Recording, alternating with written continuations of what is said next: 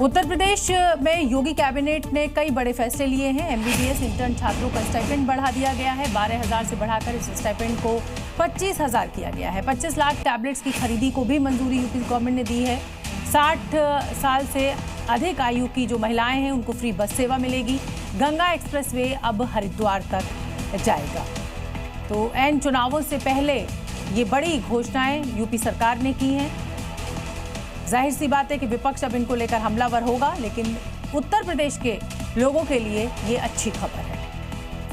और अगली खबर, देश में तेजी से बढ़ रहे हैं अदृश्य दुश्मन की। दक्षिण भारत से लेकर उत्तर भारत तक स्वाइन फ्लू का खतरा तेजी से बढ़ता जा रहा है। खासकर दिल्ली एनसीआर में स्वाइन फ्लू के केसेस में भारी बढ़ोतरी देखने को मिली है और इसके बाद चिकित्सा विभाग भी अब हरकत में है और लोगों को सतर्क रहने की सलाह भी दी जा रही है, क्योंकि बीते 24 घंटे में स्वाइन फ्लू के सैकड़ों नए मामले सामने आए हैं, जिसने लोगों को डरा कर रख दिया है।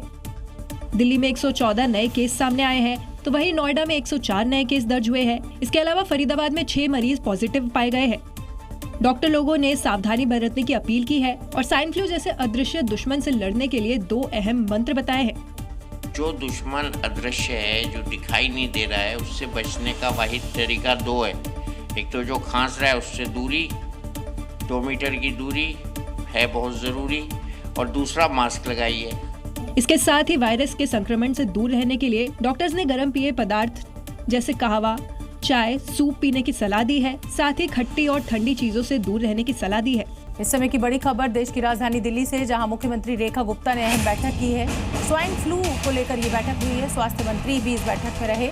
दिल्ली में स्वाइन फ्लू के 2308 केसेस आ चुके हैं। स्कूलों के लिए भी निर्देश जारी कर दिए गए हैं। स्कूलों को सतर्कता बरतने के निर्देश दिए गए हैं। स्वाइन फ्लू बहुत तेजी से फैल रहा है। हालांकि डॉक्टर्स का कहना है कि H1N1 वायरस जो है उसका कोई नया वेरिएंट नहीं आया है, ये म्यूटेट नहीं हुआ है, लेकिन फिर भी ध्यान रखने की बेहद ज़रूरत है, खासतौर पर बुजुर्गों को और बच्चों को।